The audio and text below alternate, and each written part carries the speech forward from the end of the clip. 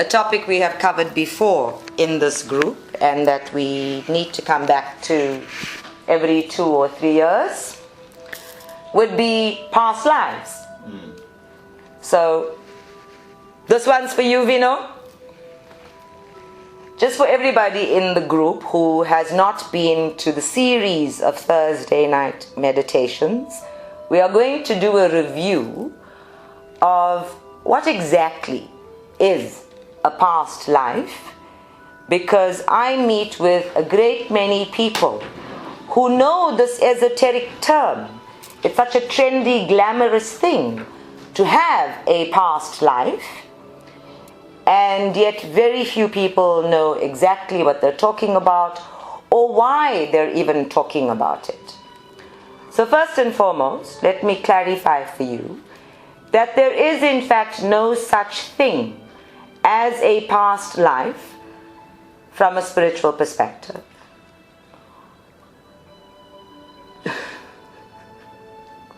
It's one life. Okay, everybody's laughing around me. Let me start again.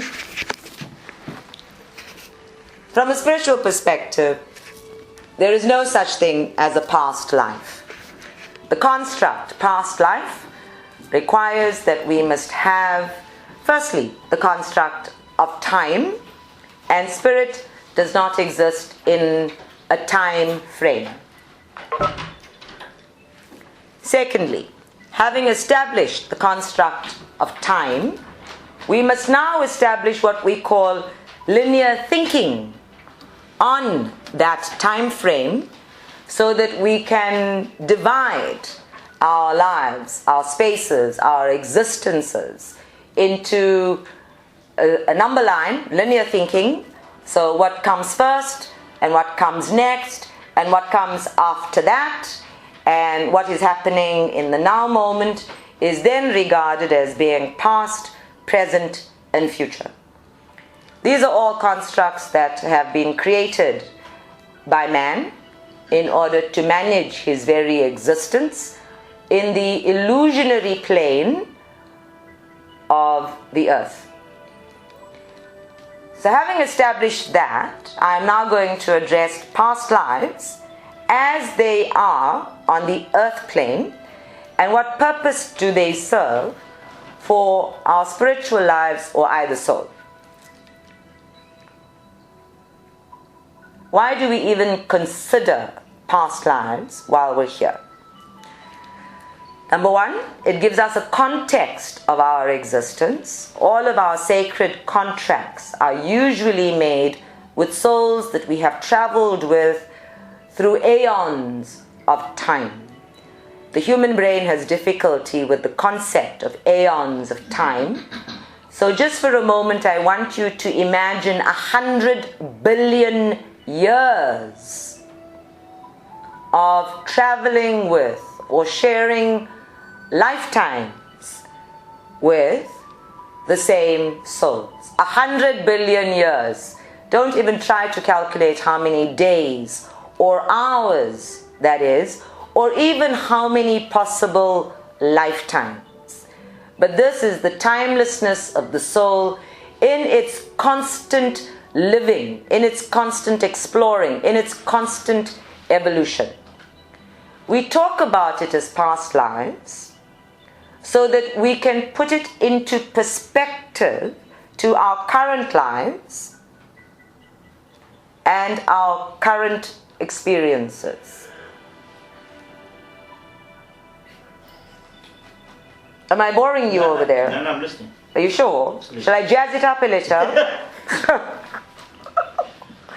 Okay, moving on. Are we awake now? Everybody, wake up. This is important. Don't anybody ask me to do a past life regression after today, because there's no such thing.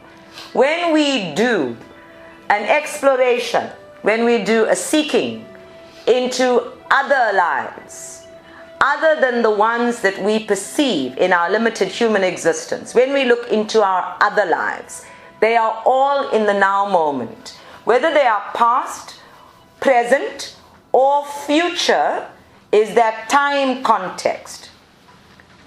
So bear in mind, you can have so-called past lives. And when I say past lives, everybody expects to be in some other time frame in human history. And the problem with that is that most human brains only cover human history to about the past 5,000 years. You take them beyond that into 1 million years ago or 3 million years ago, which is where Lou wants to go, and we have no concept of what human life was like. Even more concerning is the fact that for most humanity of the zombie status, you talk about a past life and they think only in terms of 2,000 years, which is an extremely limited understanding of human existence. When we speak about future lives, we think that these are lives we are currently preparing for ourselves, that we will live in other times, and where we will repeat these experiences or encounter the same souls again and again, unless we resolve our issues with them in the present life. Disabuse yourself of the notion.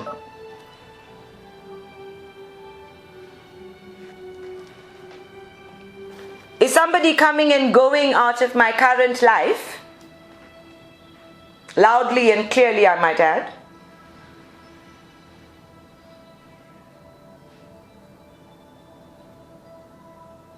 By all accounts, I'm not even in this life today. Okay.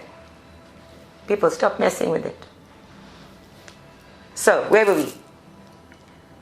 Just focus in for a moment. All lives are now. I, the soul, is perfectly capable of experiencing 12 lifetimes simultaneously, meaning I can be living in 12 bodies currently. And every one of those 12 aspects of my soul has a range of lives that we consider, for convenience sake, to be past or future.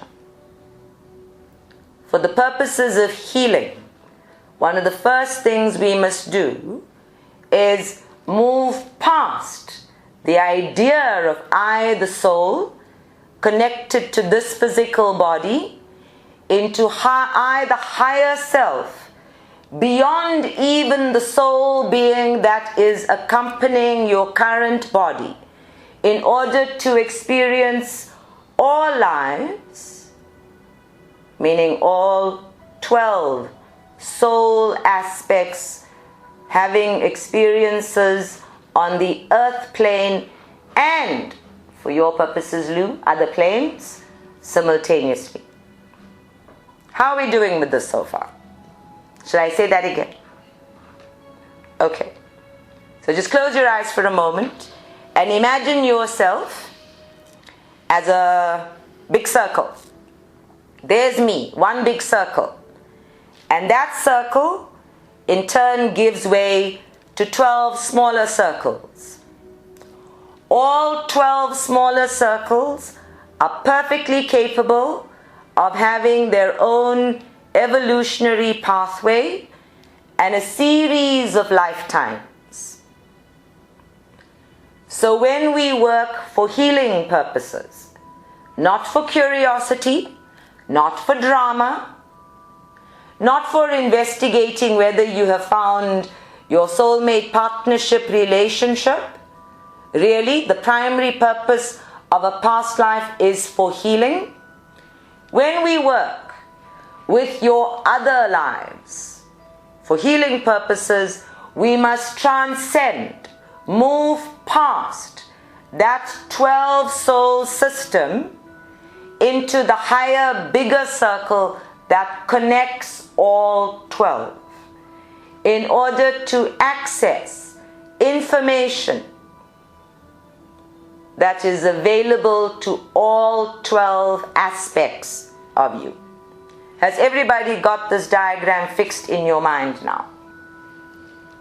So today, when we want to do a past life regression, We want to work with the experiences, the understanding, the information, the evolution, the sacred contracts, the connectedness, the oneness, everything that all 12 aspects of you have funneled upward into your highest vibration that incarnates.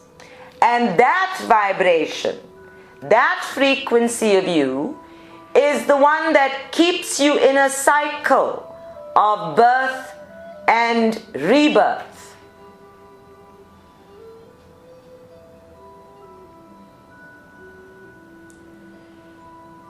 It just got really interesting. Because of the 12 bodies or 12 aspects of you that are constantly experiencing in different spaces on the earth plane and beyond it, every aspect of you is feeding into this ultimate highest vibration of you before you are incarnated. And it is that being, like a hub of energy, that is sending information everywhere and saying, okay, we need to go back there and have that experience. Or, we have a fascination with this subject, let's go to that earth plane or into that galaxy and experience it again. You have to tune into yourself as a multi-dimensional being in order to understand exactly how many possibilities we have when it comes to exploring or experiencing your other lives. There's a fabulous book by Dr. Joshua David Stone called Soul Psychology, in which he explains some of this, and he makes the grand assumption that every soul experiences about 3,500 lifetimes. Based on that, if you multiplied 3,500 by 12, you'll get a finite number of lifetime experiences that I, the soul, would have on the earth plane. Because Dr. Stone was doing his research predominantly for incarnation on the earth plane. And to some extent, to include incarnations in known galaxies or known lifetimes, such as the Arcturian lifetimes or the Pleiadian light academies or the era of Atlantis. He didn't, unfortunately, again for you, Lou, extend his research to include a full range of Eastern civilizations or ancient Persian civilizations, which, due to their high mortality rate, meant that souls were coming and going a whole lot faster. Part of the problem with Western civilization is it narrows things down and then it gives us conclusions. And in this center, we don't like conclusions. We like being on a consistent and constant, ever-expanding evolutionary pathway. So for yourself, I want you to start with the understanding that when we say, I am an ancient soul, God only knows how ancient that is. I, the soul, doesn't age. It doesn't necessarily become wiser through time either. So we have a misnomer when we say, oh, it's an old soul, as if old means wiser. If that doesn't apply on the earth plane, why do we assume it applies on the soul plane? And a well-traveled soul, sometimes you have a soul who just flows from one space to another, to another, to another, not necessarily accumulating knowledge or wisdom, but simply experiencing everything that's available, like somebody who's moving from one restaurant to the other, testing a variety of flavors and tastes, and not necessarily coming away with a better understanding of food or cuisines, but a better understanding of one's own preferences. So some souls spend a lot of time doing that. And when we do a past life regression or a future life progression or any exploration into other lives, those lives tend to be left out of the equation because they haven't really lent themselves to a soul's becoming. They haven't really lent themselves to the fulfillment of a sacred contract, for example, or any kind of influence or purpose on a community of souls.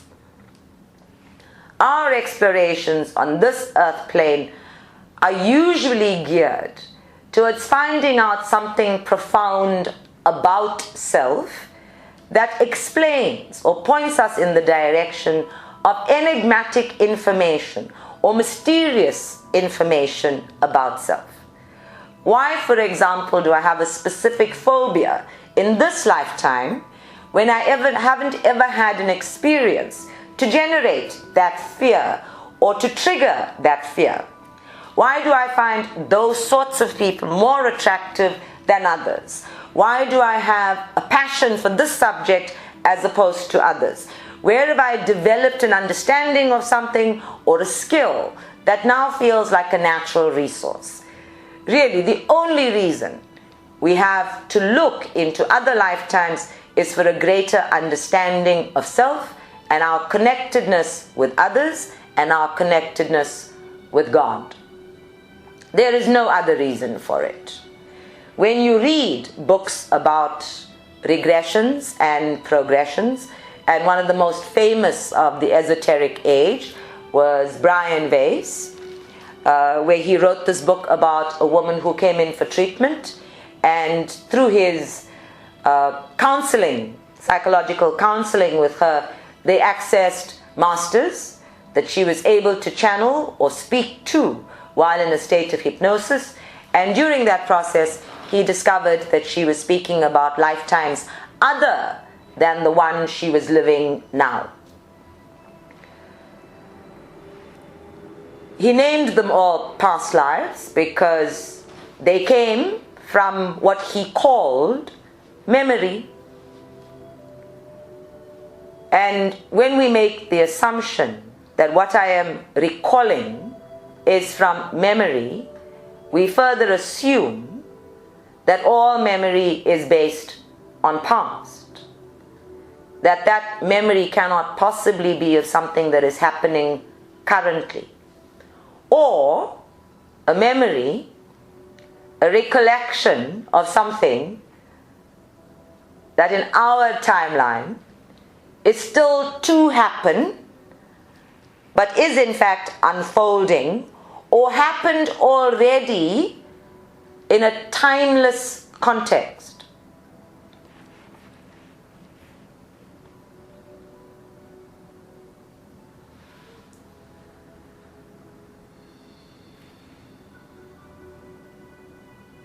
Okay, not confusing everybody yet. The marvelous thing about so-called past lives, though, and I have so many anecdotes about this. I have like thousands of stories about this because they're interesting, because they tell us so much about each other. Even Paddy's past lives. In fact, I was talking to Charmaine about it earlier.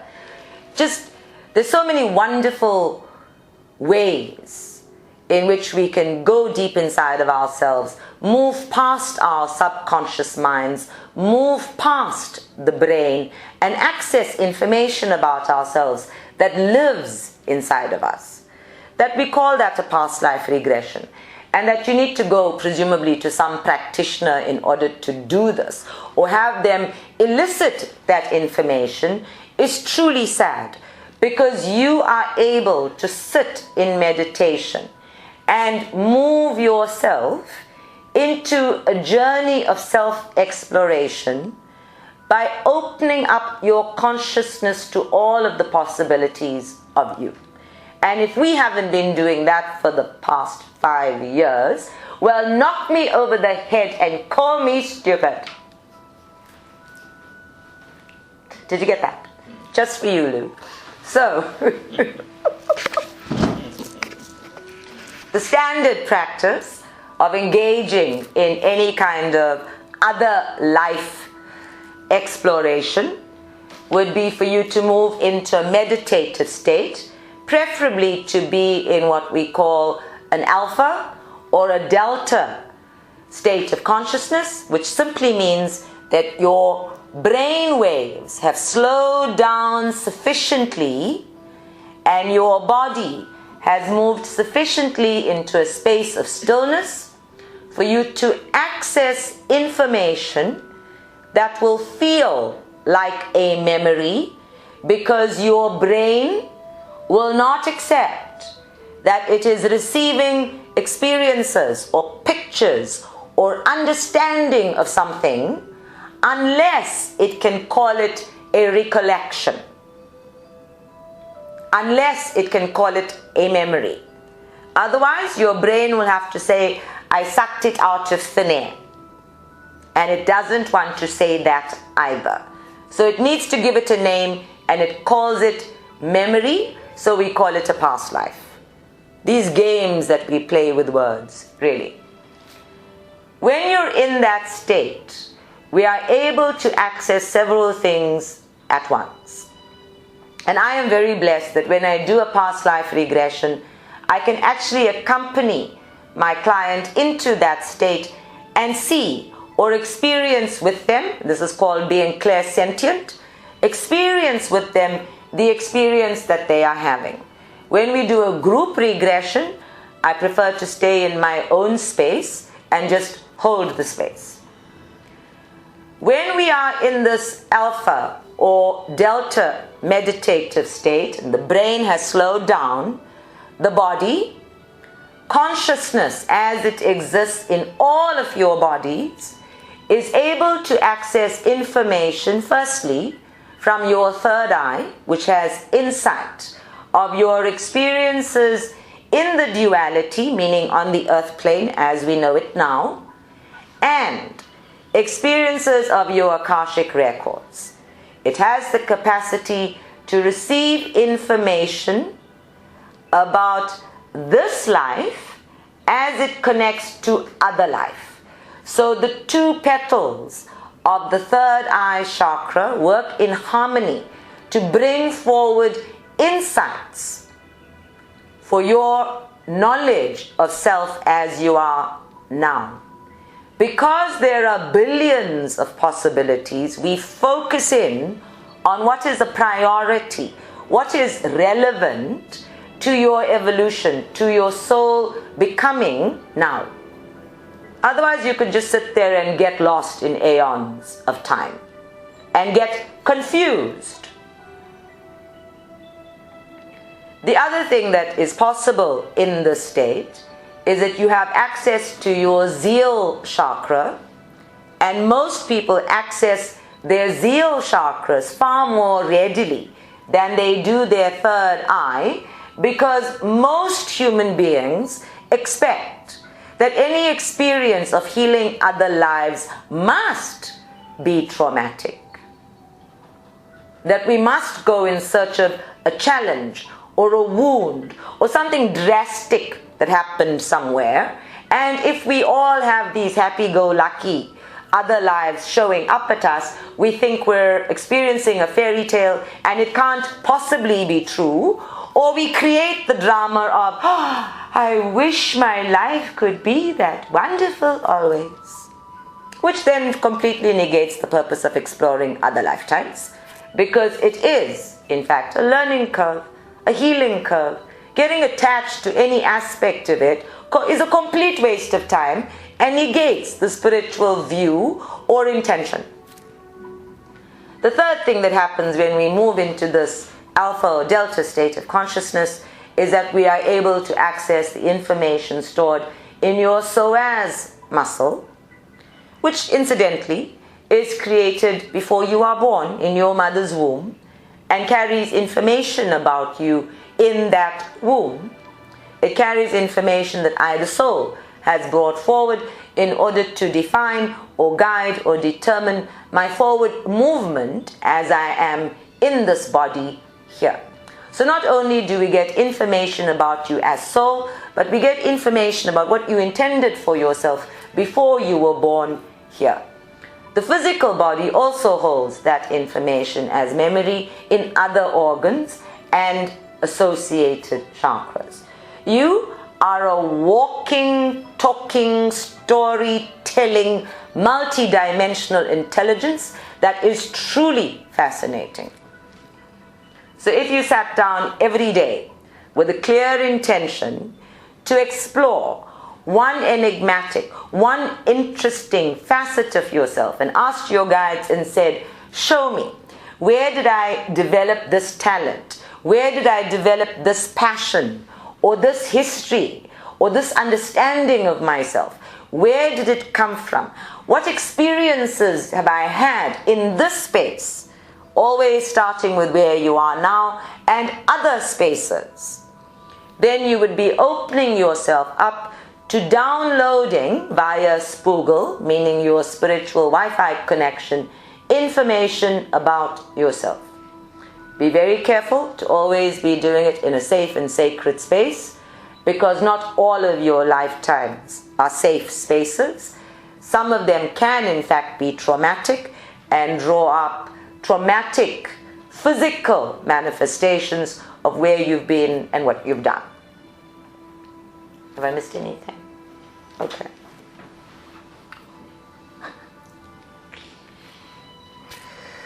While we're doing past life regressions, we must bear in mind that healing involves a context of other people, other souls that we've traveled with, and we very often look for souls who are familiar to us, not just in terms of how they look. Sometimes it's how they look, and sometimes it's just how they feel. Intuitively, we know that we know that being. Intuitively, we feel the connectedness with them, and we are able to establish their presence here on the physical plane with us. This is useful insofar as it informs the nature of the contract that we have with those souls, and we can even reach an understanding of why they are being either so wonderful or so awful to us in this lifetime, move our understanding into a space of detachment or acceptance of their behaviors, and be grateful for the learning curve that they're providing, the service that they're providing as I, the soul.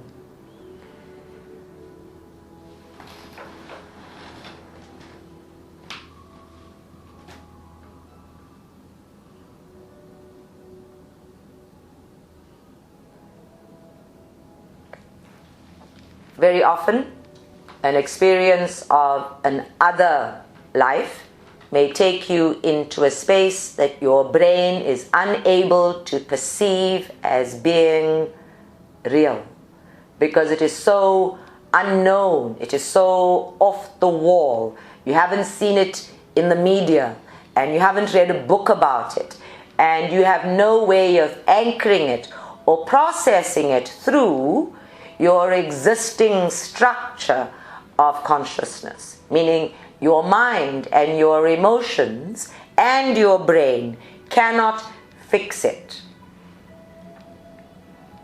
And those are the lifetimes you should pay the most attention to, and look for some way of validating your presence in it, if only because those are the ones where you know for sure you haven't thumbsucked it as a result of some experience that you read in some book somewhere, and some person like me hasn't done a reading for you and said that's who you were in a past life, or you haven't gone for a session and had hypnosis suggestions made to lead you into a lifetime.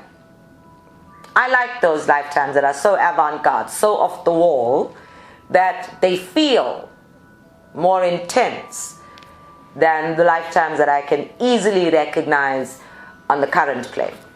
But then, you know, I like to validate things in different ways, and I'm skeptical.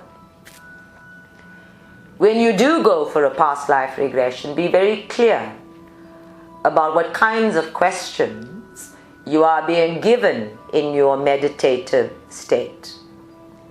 Some regressionists have a practice, and they firmly believe that they should guide your experience every step of the way, and in doing so they use questions, descriptions, anchoring words that relate to this lifetime as you know it.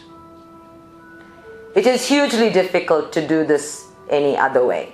To just give you free rein on the spiritual pathway and let you go where you will is very difficult. It's very difficult to hold that space, and then very difficult to pin down the experiences later. So most regressionists will put you in a space where they will ask fairly directive questions that in turn may or may not define or determine your experience. Personally, I prefer regressions where we allow your guides to take you on your own journey and use very generic questions such as gender, age, what moment are you at in your life? Is there, why is it important? What is the purpose of it? What is the intention of it? Is it a crossroads? Is there something going on in that space that is informing who you are now? And we allow your spiritual intelligence to take you there. This is also difficult for the human brain because the human brain wants direction. It doesn't actually want free rein. And given free rein, it will invariably go and get stuck in a comfort zone.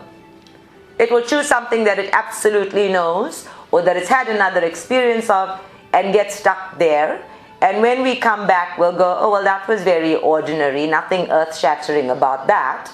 And then you really want to say, why didn't you break your comfort zones and go further? Why did you stay with the map of the earth as it is now? Do you have any concept that the earth looked vastly different 100,000 years ago or 500,000 years ago? Do you have any concept of landing in a completely different galaxy? Do you have any concept of living in a space where there are no houses or where there is no form like the human form? But when we stick to our comfort zones, we look for a drama, we look for a story, and invariably that's what people come back with, a story. Most people want a story. And it's a story that they can glamorize and a story they can tell other people saying, ooh, this is who I was in a past life.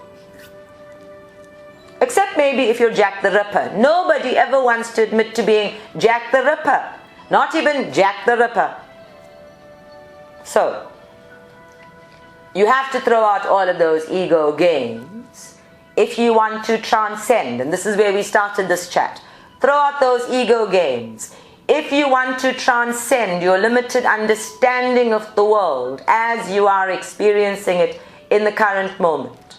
If you truly want to go into a space where they are not just building the pyramids and not just building the Ajanta caves or the Ellora caves or putting up any of those other structures that are thousands of years old, then you have to throw out any notion of yourself as being those.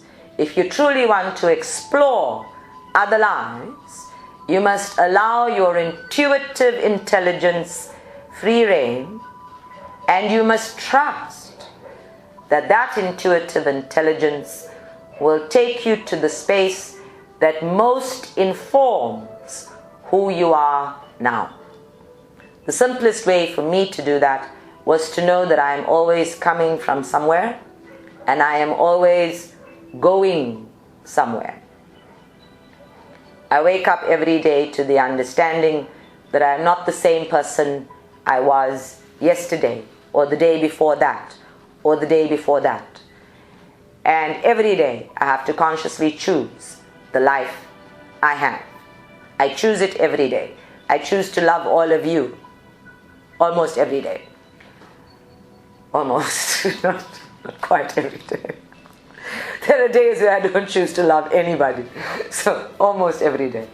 But you have to just go into this. I know it sounds crazy, but this is what the now moment is. That past and future are concepts. That I, the soul, extends so vastly beyond it, is available to so much that cannot be understood or perceived here. If I told you to take a trip to Saturn, you would immediately think a planet with rings around it. Right? Yeah. Any word I say, your brain will make an association. Getting past that is some of the practice of being spiritual. If I say black dog, almost everybody here will think Labrador black dog, because you're so accustomed to that being the black dog I talk about. Right? Yeah. If I say close your eyes and see a blackboard, most of you will go back to school and you will see that blackboard. And this is where past life regressions or other life explorations begin. See a board, put an X on it, erase it, put another X on it, erase it. And that practice is to teach you how to manage your visualization, to take charge of it, to connect your left brain and your right brain so that your capacity to experience, see, sense, feel, know, even have an audio impression is established. Because you need left and right brain. You need all of your extrasensory perceptual tools to bring together all of the information. Some of you are more blessed than others. I can, for example, just have a conversation and say, close your eyes and tell me, can you go there? Just see that moment again. Yes. Now, while you're in that moment, can you remember any other moment? And I'll get an answer. Intuitive answer will come just like that.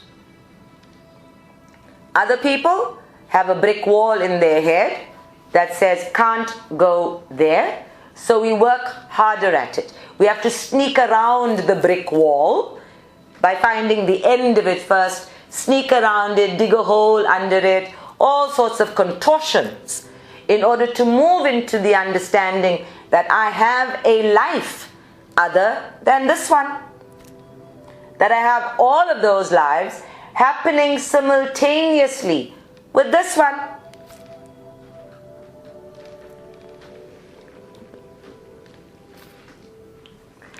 It boggles the human mind to be connected to anything other than the body it has identified with. Anything other than the travail, the work, the survival that it has so intensely attached itself to.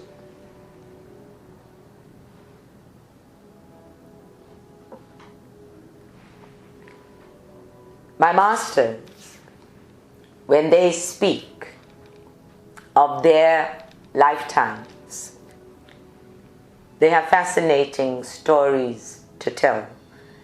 And they all, without exception, tell me how very blessed I am to live at this age and stage of human history. That we have it so easy in the world today. And that much of our suffering comes from the innate laziness or lethargy of spirit that humanity is experiencing at the moment. Every one of them has these amazing stories of miracles unfolding. And sometimes when they tell me these stories, it feels so commonplace for me. So simple. Why would they think it's a miracle? You know, why would that feeling, or I sent a message to so-and-so and they arrived the very next day. When I can send a message to someone and they'll arrive that same afternoon.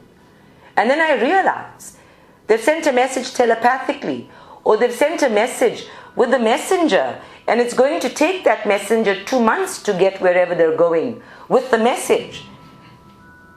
But whoever it is they want to talk to has arrived already within the 24 hours. And so yes, it is a miracle for them. We live in truly astounding times. We live in a time where you can get pictures of your auric field taken. We live in a time where you can measure your brain waves while you're having other life explorations.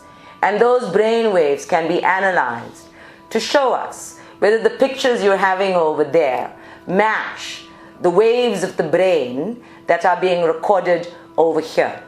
We can validate, we can bring integrity to the process.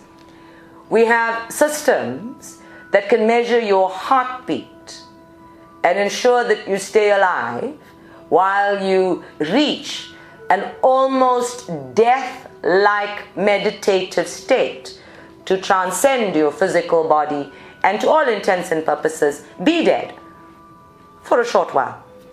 We have systems, we have these amazing things available to us, but we are exceptionally lazy.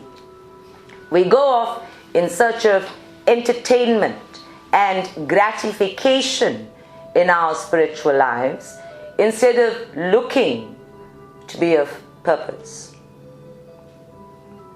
When I talk to Shirdi Baba about his past lives, firstly he says to me he has no idea what that is because there's no such thing for him. And then he tells me stories of living the same life over and over and over again in order to master a negative aspect or attribute of self. He doesn't tune in, he doesn't regard his past lives as having anything to do with anybody else. He knows that he has had one life over and over and over again to master greed on the physical plane, to master wantonness on the physical plane. And that is the journey of a spiritual warrior, that I master some aspect of myself within myself. Other teachers, like Dwal Kul, speak of having past lives in communities where the same community serves over and over and over again in order to uplift an entire consciousness, to bring into the light teachings that are not yet available.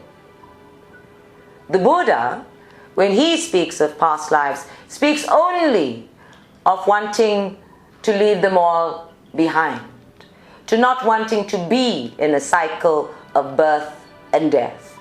And when he was struggling to be enlightened and he had flashes, visions of other lives in which he had been so blessed and other lives in which he had been so cursed, in his own words, he struggled to not go into the story, to not go into the justification, to not go into the history of himself, and to disassociate with that, because that too is the purpose of a spiritual journey. To outgrow, to detach from, to disassociate from the story of yourself as you perceive yourself to be. We mustn't grow any more attached to a spiritual identity than we are to a physical identity. And the greatest of my teachers insist that any and all of these explorations must be used only in the moment, that they must be used to inform you in the moment. No new attachments, no new identity, no new thinking.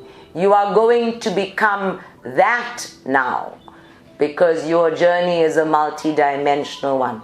And those billions of other lives that you do not know are still at play in your field.